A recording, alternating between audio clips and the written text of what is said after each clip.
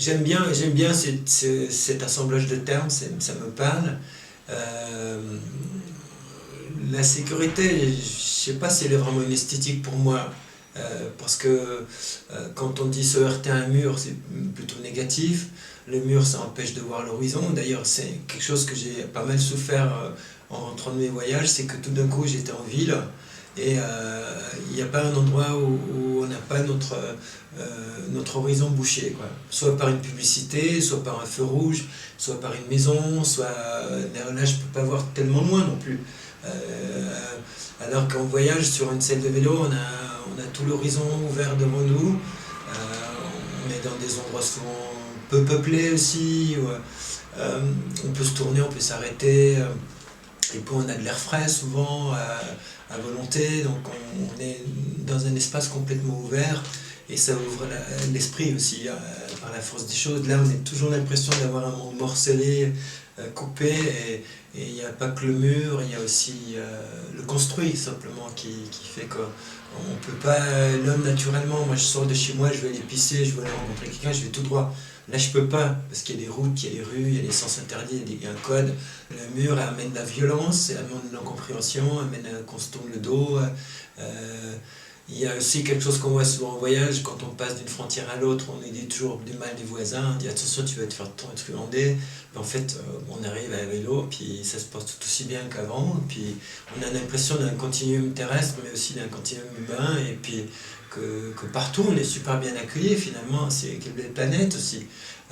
Et puis on a l'impression que les régimes politiques ils sont pires les uns après les autres, et on se dit mais quand ça va s'arrêter cette folie meurtrière, cette folie de non-liberté, les dictatures nous enferment, les régimes politiques nous enferment dans des schémas, voilà, on le voit avec nos votations aussi anti-étrangers, et puis on a besoin du contact des autres pour savoir qui on est, chacun se façonne à la présence de l'autre, on ne vit pas seul, pourtant, et je peux le dire, moi j'ai voyagé des années tout seul, et mon Dieu, heureusement qu'il y avait les autres, sinon je devenais fou. Et la sécurité, c'est un vaste débat. Qu'est-ce que la sécurité? Moi, j'ai pas besoin de Gripen qui traverse en quelques minutes le ciel suisse pour me sentir en... voilà, j'ai l'impression on a 3 milliards, plus de 3 milliards de francs suisses qui vont s'envoler en achetant des... j'espère que ça va pas passer. Des avions supersoniques qui servent à rien, alors qu'il y a des gens dans le besoin dans mon pays. Alors, pour lesquels on dit qu'on n'a pas d'argent, et je trouve ça insolent en fait, je trouve ça indécent. Pour des questions politiques surtout, on trouve toujours un bouc émissaire. Pour simplifier nos vies aussi, on trouve au niveau pratique quotidien, on trouve un bouc émissaire, puis le plus près c'est notre voisin. Donc on l'a vite fait de l'attraper celui-là, et puis quelque part il ne parle pas la même langue, donc ça nous arrange qu'il ne parle pas la même langue. C'est un peu un paradoxe, mais... et puis le bouc émissaire, ben voilà, moi si je reste dans mon appartement, j'ai pas de télé, mais j'ouvre la radio par exemple ou internet, j'ai que des mauvaises nouvelles. Je sais que dès que j'ouvre un canal d'information, c'est 9 fois sur 10 ou plus, c'est que des mauvaises nouvelles, je le sais d'avance, et tous les jours c'est la même chose. Donc c'est un parti pris de raconter que des mauvaises nouvelles. Alors j'ai l'impression que tout va mal, j'ai l'impression que je me lève le matin, je me fais ma première tartine, mon premier thé, je réveille à peine. Déjà, il y a une bombe qui explose. Déjà, ça y est, les Russes vont nous envahir. Ça, tac, ça y est. J'ai l'impression que je suis sur une terre ça brûle partout, ça explose partout. Et puis, j'ai juste envie de me dire, mais on est dans un pays démocratique. La radio suisse romande balance que des grenades enflammées. Et je me dis, mais... c'est pas ça le monde que moi j'ai vu. J'ai passé 15 ans à voyager et je l'ai vu le monde, et de près. Aucun journaliste de Radio Romande n'a passé autant de temps avec son vélo ou à pied, à rencontrer des gens dans des villages, à parler avec eux, à être invité. Et au nom de quoi on bazarde toutes ces choses négatives. Quand on les bazarde, c'est une chose, mais qu'on nous explique pourquoi elles sont mauvaises, et qu'on nous bazarde aussi des choses bonnes. Et ça, on a très très rarement... Moi, j'ai l'impression de me faire mitrailler. Et le matin venu, et on n'avait pas le droit de réfléchir, il y a déjà 3 mauvaises nouvelles. C'est comme une question enregistreuse. Et ça, je trouve que je trouve que les médias ne font pas leur travail, ou le font mal, ou par ignorance, ou parce que c'est fun de parler de réseaux sociaux, parce que c'est dans l'air du temps, alors ils se font embarquer dans ces histoires-là, ils reprennent souvent les dépêches d'agences, parce qu'il y a moins de moyens qui sont mis dans le journalisme. Les journalistes aussi sont pris dans... Ils font pas forcément le métier qu'ils aimeraient faire non plus, qu'ils ont fait avant. Il y a de moins en moins d'enquêtes, tout va de plus en plus vite. C'est aussi la technologie qui nous impose cette frénésie. On a l'impression que si on n'est pas au courant du dernier truc qui se passe, on est un bête abruti, retardé. Alors que je vois quand je pars en voyage, ça va très bien, j'ai pas l'internet, ça va, j'en meurs pas, s'il y a des bombes qui explosent dans le pays que je visite, si je le sais pas, ça va pas changer mon voyage, puis j'arrive dans la ville, puis tout se passe bien. Donc on peut vivre sans tout ça aussi très bien, et même peut-être mieux. C'est ça le paradoxe, parce on se dit on est super informé, c'est bien d'être informé, il faut réfléchir au cours du monde. Mais les médias rarement nous font réfléchir, ils nous imposent leur vision. Et c'est pour ça, même en Suisse, je trouve qu'il y a un effet de propagande dans les médias, à l'inverse, que je retrouve partout. Il est universel, cette propagande nationale, ou de point de vue d'Est-Ouest, Nord-Sud, etc. On le retrouve un peu partout. Mais ça nous crée des murs dans notre tête, parce que c'était pas hier que je présentais un film pour des élèves des arts appliqués, Bike for Bread, donc c'est sur les livreurs de pain au Caire, et que 3 élèves très gentils sont venus à la fin me dire mais on a l'impression, monsieur, est-ce que c'est comme ça le monde? On a l'impression, on n'ose pas partir en voyage parce qu'on a l'impression qu'on va se faire tuer, qu'il va nous arriver quelque chose de grave. J'ai dit mais non, mais c'est tout à fait le contraire. Allez, vous allez sortir du monde riche, vous allez pas arrêter d'être invité tout le temps. Mais c'est une règle générale, et je peux en témoigner, mais il y a des milliers de voyageurs qui en peuvent en témoigner. Tout le monde qui a un peu voyagé peut le dire, comme les gens sont aimables, comme ils sont généreux, comme ils sont hospitaliers, curieux et sympas, et qu'ils aiment recevoir simplement dans la tradition, et puis qu'ils sont éduqués comme ça.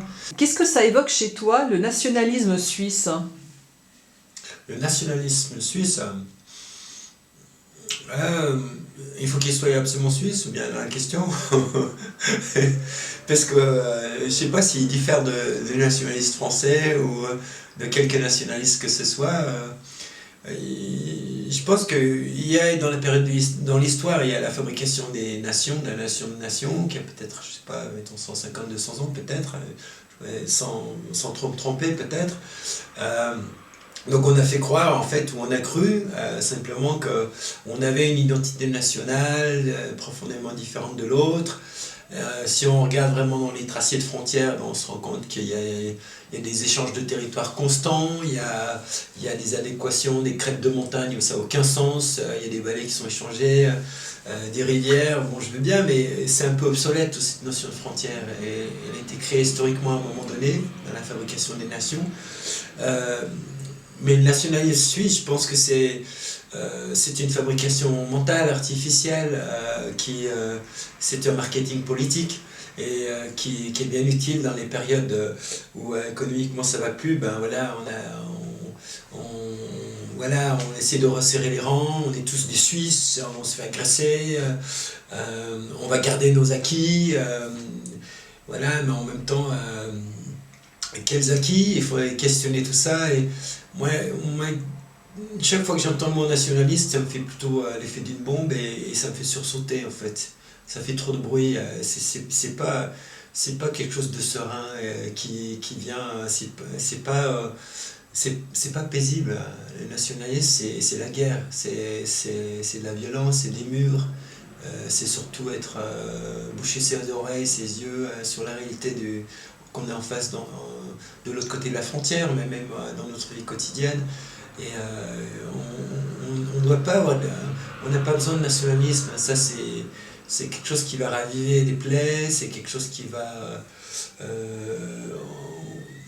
c'est néfaste, il y a des bombes puantes, c'est des bombes à retardement, le nationalisme. Et l'ultime leçon de ça sera la guerre. Il faut pas s'accrocher. Les gens dans les guerres se sont battus dans les guerres de tranchées, ils ont fait en 14-18, ils ont fait des stops au moment de Noël, ils ont échangé des cadeaux, ils se sont bourré la gueule dans les tranchées de l'ennemi, parce qu'ils s'ennuyaient, ils ne savaient même plus pourquoi ils étaient là. Ils ont passé l'hiver entier dans les tranchées, mon Dieu, j'aurais pas mis vivre ça. Face à face, ils ont commencé à se parler, parce que l'humain est comme ça, il peut pas on ne peut pas l'éduquer à tuer son voisin. On l'endoctrine à tuer son voisin, on le façonne, on le manipule. Naturellement, il ne va pas tuer son voisin, un humain en général. Il faut qu'on apprenne à parler aux voisins. Et le nationalisme empêche ça parce que ça nous met dans une position d'un sentiment de supériorité, un complexe de supériorité en disant ouais, moi je suis suisse, la qualité suisse, moi je suis comme un couteau suisse, c'est parfait, tout est bien aligné, et dès qu'on va en France c'est le bordel. Et ben, bien sûr, si on pense comme ça, on ne va pas aller très loin, hein, je pense. Et puis je pense que l'enrichissement mutuel, c'est ce qui peut nous faire progresser tout le monde. Moi, je peux amener quelque chose à mon voisin, qu'il soit suisse, français ou tamil, je m'en fous. Hein. Et il aura certainement tellement d'histoires à me raconter aussi. Et c'est de cet échange-là qu'on peut se dire finalement on est tous humains. Et le nationalisme, moi je m'en méfie. C'est la vraie peste. Et c'est pas la grippe aviaire qui vient jamais et quand on achète des tonnes de vaccins, etc., qui n'ont servi à rien et qui remplissent les caisses des pharmacies. C'est la vraie peste, le vrai virus, c'est ça, c'est le nationalisme, c'est retourner à des choses qu'on a vécues. Mes ancêtres ont vécu ça dans les deux dernières guerres mondiales. J'espère pas qu'on en aura une troisième. Voilà, moi ça me fait peur. Justement, je voulais demander si tu te sentais en sécurité, mais je me suis dit que tu serais peut-être la personne à qui je poserais pas la question. Oui, pourquoi je me sentirais pas en sécurité?